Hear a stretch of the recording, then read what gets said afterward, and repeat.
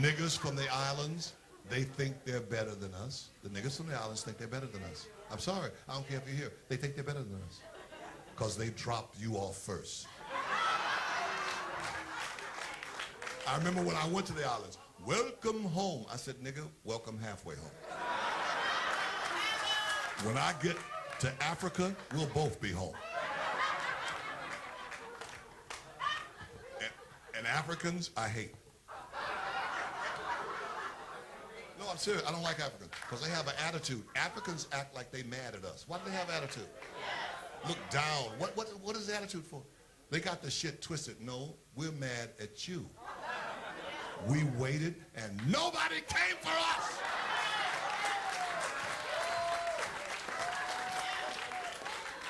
Any other race would have declared war on America and asked for their people back. Africans wrote us off like a bad check. And then they're going to show up 500 years later with a briefcase full of watches. I don't need no goddamn watch. I know what time it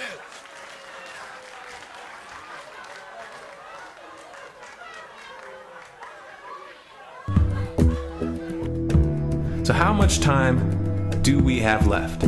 It's a question I hear constantly, but it's the wrong question. Asking how much time we have left is a passive posture. It's the attitude of a prisoner who's waiting to be taken out to a ditch and shot in the back of the head. What are our chances? Can we change course? Also the wrong question. The odds don't matter anymore. If you understand what we're facing, then you have a moral responsibility to do everything in your power to alter the course that we're on, regardless of the odds. It's only when you stop basing your involvement on the chances of success that success actually becomes possible. To strip the ill-begotten power from the financial elites and to bring these criminal cartels to justice will require nothing less than a revolution. The government is not going to save us. The government is completely infiltrated and corrupt to the core. Looking to them for a solution at this point is utterly naive. There are 3 stages of revolution, and they are sequential. Stage 1 is already underway. Stage 1 is the ideological resistance. In this stage, we have to actively work to wake up as many people as possible about what is happening and the direction we're headed. All revolutions originate from a shift in the mindset of the population, and no other meaningful resistance is possible without it. Success in this stage of the game can be measured by the contagion of ideas. When an idea reaches critical mass, it begins to spread on its own and seeps into all levels of society. In order to achieve that contagion, we need more people in this fight. We need more people speaking out, making videos, writing articles, getting this information onto the national and international stage. And we especially need to reach the police and the military. Stage 2 is civil disobedience, also known as nonviolent resistance. In this stage, you put your money where your mouth is, or more accurately, you withhold your money and your obedience from the government, and you do everything in your power to bring the gears of the state to a halt. Practiced in mass, this method alone is often enough to bring a regime to its knees. However, if you fail at this stage, Stage 3 is inevitable. Stage 3 is direct physical resistance. Direct physical resistance is the last resort, and it should be avoided and delayed as long as possible. And it should only be invoked after all other options have been thoroughly exhausted. There are those who talk tough and claim that they will resist when the time comes. But what those people fail to realize is that if you are inactive during the first 2 stages and save your efforts for the last resistance, then you will fail. When the Nazis were moving door to door, dragging people out of their homes in Germany, that was the time to fight back physically. But due to the lack of ideological resistance and civil disobedience leading up to that moment, even an armed uprising would have likely failed at that point. An armed uprising can only succeed if the people have established an attitude of active resistance.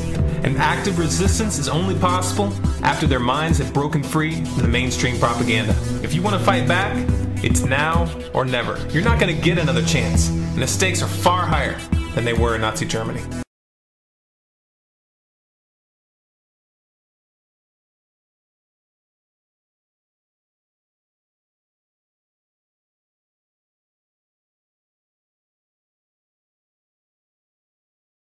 Now you're criticizing the president for those same defense cuts that you voted for and called a victory. No. I have to correct you on this, Nora. I voted for a mechanism that says a sequester will occur if we don't cut $1.2 trillion in spending in government. We offered $1.2 trillion in various, the super committee offered it. We passed in the House a bill to prevent those devastating defense cuts by cutting spending elsewhere. The Senate's done nothing. President Obama's done nothing. I wrote another bill, passed it, got signed into law. Democrats supported us. For President Obama, if he's not going to help us with a plan to prevent those defense cuts by substituting them from elsewhere, what's his plan for the sequester? He's ignoring the law. He was supposed to give these to us just yesterday. So the problem, Nora, is we've led.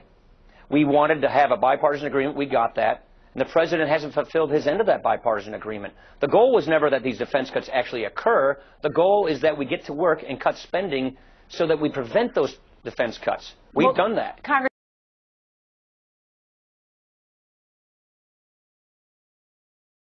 The president it's my understanding that as part of the Budget Control Act, there was not just the sequestration, the defense sequestration, but there was also $1 trillion in immediate spending cuts, which included the defense cuts, almost $400 billion that were proposed by the chairman of the Joint Chiefs of Staff, Mr. Dempsey, as well as Secretary Panetta. And you also voted for those. And now you're saying that you didn't vote for them? We can get in this nomenclature. I voted for the Budget Control Act. But the Obama administration proposed $478 billion in defense cuts. We don't agree with that. Our budget rejected that. And then on top of that is another $500 billion in defense. $1 trillion in defense spending, and you voted for it. No, Nora. You voted I voted for the Budget Control Act. That included defense spending. Nora, you're mistaken.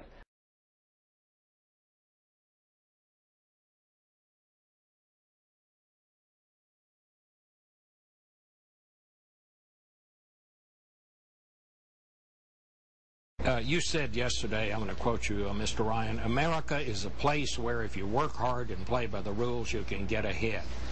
But the fact is, a lot of people don't think that's true anymore. They don't think the rules are fair. They think corporations and rich people are getting all these breaks, and they're getting stuck with paying the bills. They see some of the wealthiest paying the lowest tax rates. How are you going to fix that?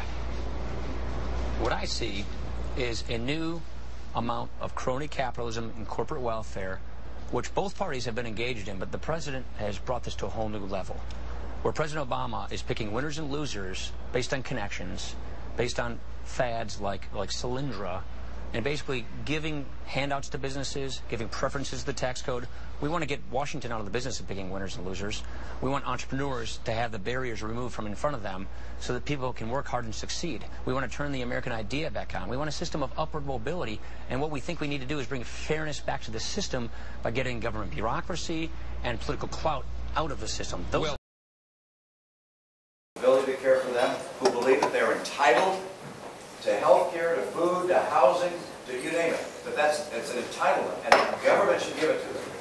And they will vote for this president no matter what. And I mean, the president starts off with 48, 49, 40, he starts off with a huge number. These are people who pay no income tax. 47% of Americans pay no income tax. So our message of low taxes doesn't connect. And he'll be out there talking about tax cuts for the rich. I mean, that's what they sell every 4 years. And so my job is not to worry about those people. I'll never convince them that they should take personal responsibility and care for their lives. What I have to do is convince the 5 to 10% in the Senate that are independent, that are thoughtful, that look at voting one way or the other depending upon, in some cases, emotion, whether they like the guy or not.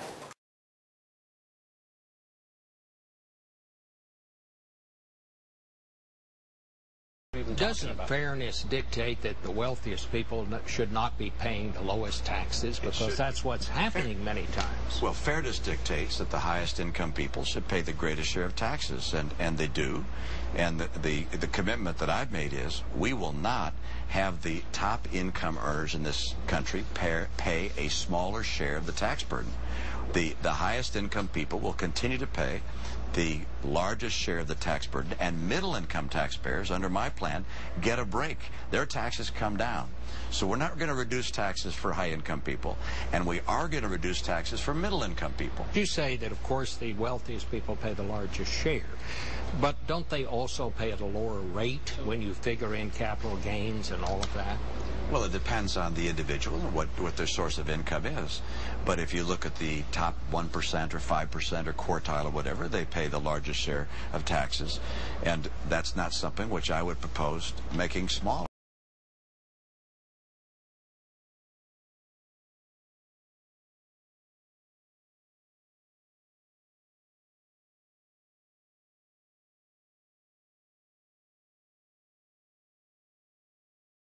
How many years of tax returns did you turn over to the campaign?